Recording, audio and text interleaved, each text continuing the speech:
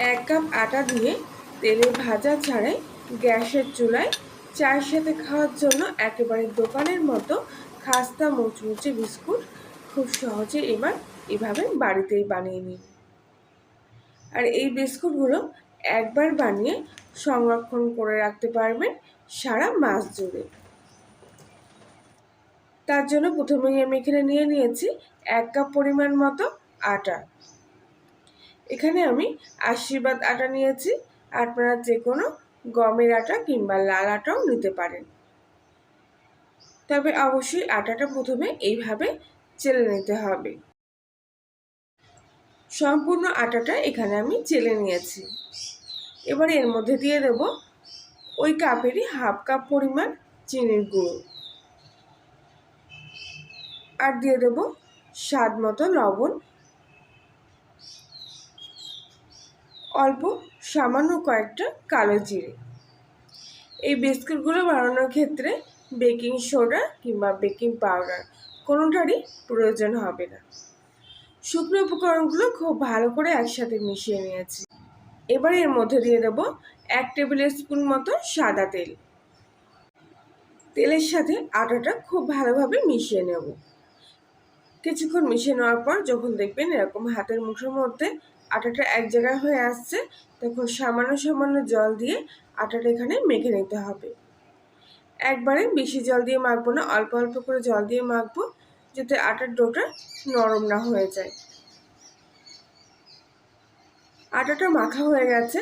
এবারে সব শেষে আবারও হাতের মধ্যে সামান্য একটু সাদা তেল নিয়ে খুব ভালো করে এই আটার গায়ে মাখিয়ে নেব, যাতে পরে আটার ডোটা শক্ত না হয়ে যায়, ঠিক এরকম নরম ভাবটা থাকে।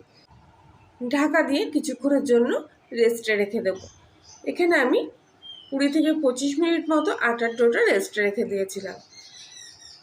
ততক্ষণে আটাটা সেট হয়ে গেছে। এবার হাত দিয়ে আরও একবার মেখে নিয়ে এই আটার ডোটা একটা চপার বোর্ডের মধ্যে নিয়ে এর থেকে দুটো ভাগে ভাগ করে নেব। একটা ভাগ আমি এখানে রেখে দিলাম, আর অন্য ভাগটা আবারও ঢাকা দিয়ে রেখে দেব।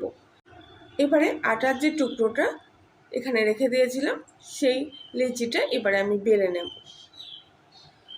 যেরকম সাধারণত রুটি করার জন্য আটা বেলে থাকি, ঠিক সেইভাবেই পাতলা করে রুটিটা বেলে নেব।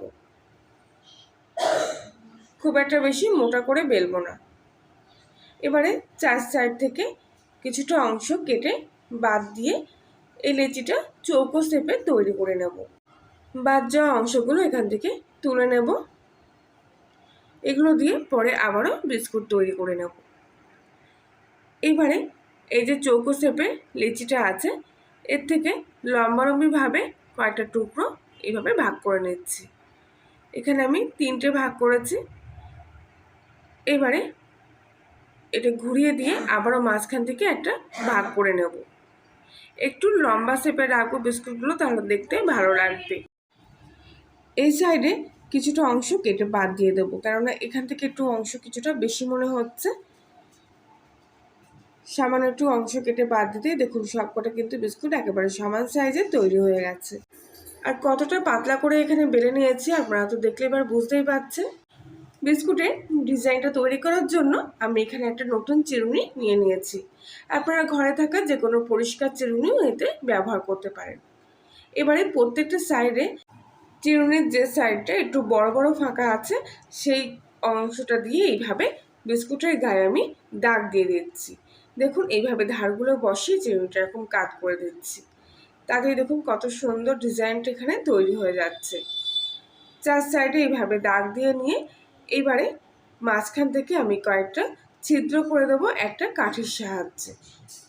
ঠিক লম্বায় বরাবর এইভাবে ছিদ্রগুলো করবেন, তাহলে দেখতে সুন্দর লাগবে। এই বিস্কুটটাও এখানে তৈরি করা হয়ে গেছে। আরেকটা বিস্কুটও আমি একইভাবে এখানে তৈরি করে দেখাচ্ছি। চিরুনিটা ঠিক সাইড বরাবর এরকম চেপে একটু কাট করে দেবেন। আবারও লম্বালম্বিভাবে এরকম চেপে একটু কাট করে দেবেন, আর হাতের সাহায্যে জোরে একটু চাপ দিয়ে এইভাবে চেপে দেবেন, তাহলে দাগগুলো খুব ডিপভাবে পড়বে, তখন বিস্কুটগুলো দেখতে আরও সুন্দর লাগবে। সামান্য চিরুনি দিয়েই দেখুন কত সুন্দর বিস্কুটের ডিজাইনগুলো তৈরি হয়ে যাচ্ছে, একেবারে বাজার থেকে কেনা বিস্কুটের মতো। ছিদ্রগুলো ওখানে দেওয়া হয়ে গেছে। এই বিস্কুটটা আমি ঠিক এইভাবে তৈরি করে ফেললাম, কোনো রকম ছাদ ছাড়াই সামান্য চিরুনি দিয়েই প্রত্যেকটা বিস্কুটের ডিজাইন এখানে তৈরি করে নিয়েছি। এবার একটা বাটিতে কিছুটা গুঁড়ো দুধ ঘন করে গুলে নিয়ে ব্রাশের সাহায্যে বিস্কুটের ওপরে এইভাবে একটা কোট দিয়ে নিচ্ছি।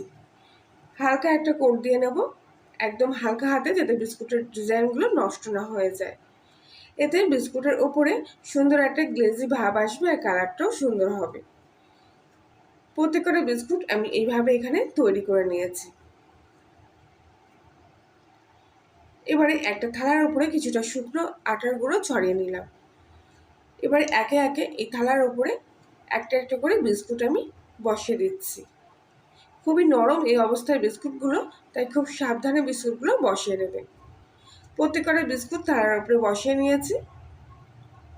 এবারে একটা কড়াই খুব ভালোভাবে 5 মিনিট মতো গরম করে নিয়ে এর উপরে আমি বিস্কুটের থালাটা বসিয়ে দেব। এখানে আমি কোনো স্ট্যান্ড ব্যবহার করছি না, যেহেতু আমার থালাটা কড়াইয়ের গায়ে লেগে যায় না। এবারে এই বিস্কুটের থালাটা কড়াইয়ের মাঝ বরাবর বসিয়ে নিয়ে ঢাকা দিয়ে দেব। আর গ্যাসের ফ্লেমটা এই সময় একদম সিম আঁচে করে দেব। আর এই অবস্থায় 20 মিনিট মতো বিস্কুটগুলো আমি এইভাবে হতে দেব। 20 মিনিট পর আমি বিস্কুটের ঢাকনাটা খুলে নিলাম। দেখলে হয়তো বুঝতে পারছেন যে বিস্কুটগুলো আগে থাক থেকে কতটা ফুলে উঠেছে। আর এখন যেহেতু থালাটা গরম আছে, তাই আমি এগুলোতে এখন হাত দেব না, সোজা কড়া থেকে ট্রেটা আমি নামিয়ে নেব। আর কিছুক্ষণের জন্য বিস্কুটগুলো এই অবস্থায় ঠান্ডা হতে দেব। কিছুক্ষণ পর বিস্কুটগুলো পুরোপুরি ঠান্ডা হয়ে গেলে এক এক করে বিস্কুটগুলো আমি থালা থেকে তুলে নিয়ে এইভাবে উল্টে দেব। গরম অবস্থায় এগুলো তোলার চেষ্টা করবেন না, তখন কিন্তু খুবই নরম থাকে এগুলো, সেজন্য ভেঙে যেতে পারে। আর এতটা খাস্তা হচ্ছে বিস্কুটগুলো, দেখুন তুলতে গিয়ে কিন্তু কানাগুলো একটু ভেঙে ভেঙে যাচ্ছে।